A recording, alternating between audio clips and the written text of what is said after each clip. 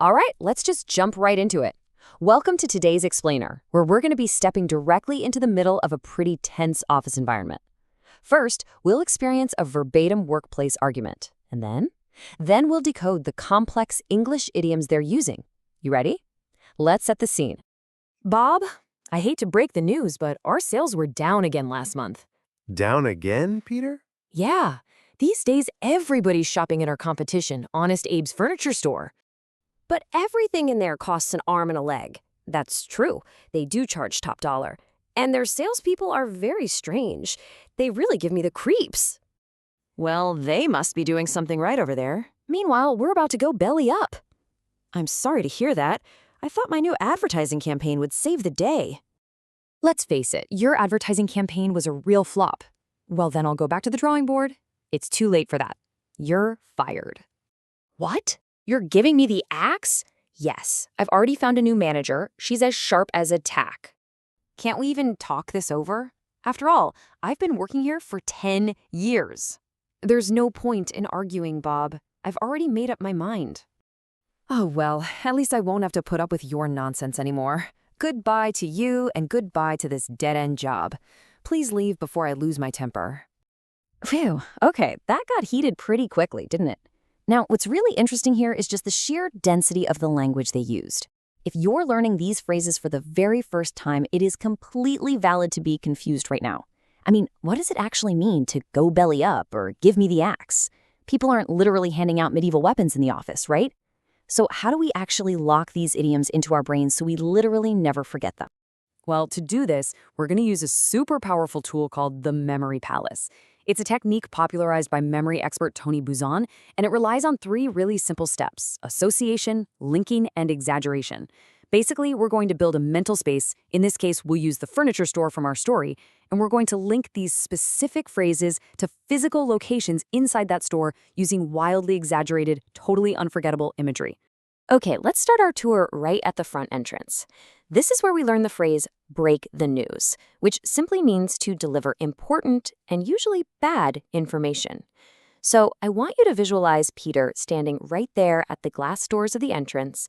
In his hands, he's holding a giant physical sign that just says bad news in huge, bold red letters. Picture him grabbing that sign and literally tearing it in two. He's breaking the news right as you walk in. Moving a bit deeper into the store, we hit the luxury couch display and the dark storage closet.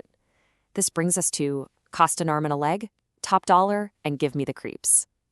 Picture a gorgeous luxury couch, but hanging off of it is a price tag so outrageously high that it literally costs an actual physical arm and a leg. Imagine those body parts just resting right there on the cushions, right next to a huge tag that reads top dollar. Then, glance over to the dark storage closet. Inside, those strange salespeople from Honest Abe's are hiding in the shadows. They're making these spooky, unsettling noises that send a total shiver down your spine. They literally give you the creeps. And this brilliantly illustrates our next stop. We arrive at the cash register, which gives us the phrase go belly up.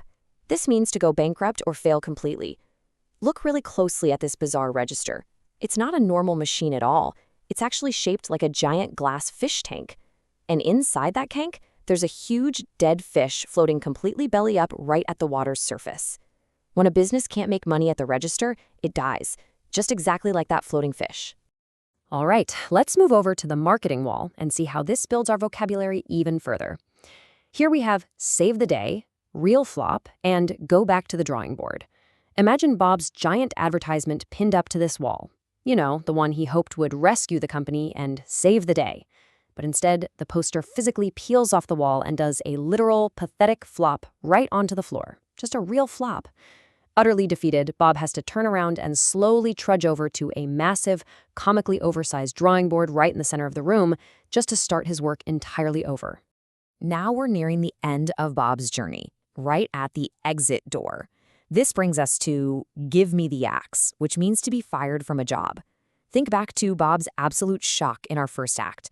To remember this one, visualize Peter standing right by that exit door. As Bob reaches for the handle to leave, Peter casually hands him a literal, heavy steel wood chopping axe. It's a shocking, wildly exaggerated, and honestly kind of funny image, but it perfectly cements that awful feeling of being suddenly terminated. Just before you leave, peek through the glass into the manager's office. We really need to lock in sharp as a tack, talk this over, no point in, and made up my mind. So paint this picture in your mind's eye. The new manager is sitting at her desk, but her chair is a giant, painfully sharp metal tack. Ouch. She is incredibly sharp. You try to open the door to talk this over and negotiate, but Peter is right there, waving his hands defensively. He points to his head to show that his brain is locked up like a steel safe. There is no point in trying, because he has completely made up his mind. Finally, let's finish off our mental tour right in the break room for our last set of phrases: at least, put up with, dead-end job, and lose my temper. See Bob aggressively nailing a sign that says, "I won't put up with this," onto a solid brick wall that completely blocks the hallway. It's a literal dead end. There's nowhere left to go.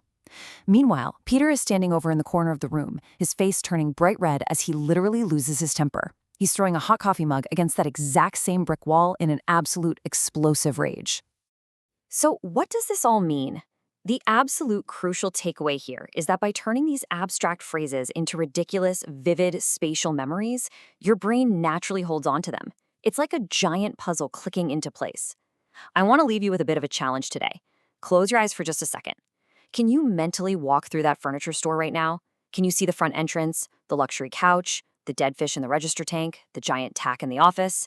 Think about how many idioms you can instantly recall just by visualizing those rooms. Give it a try. I guarantee you're going to be absolutely amazed at what you remember.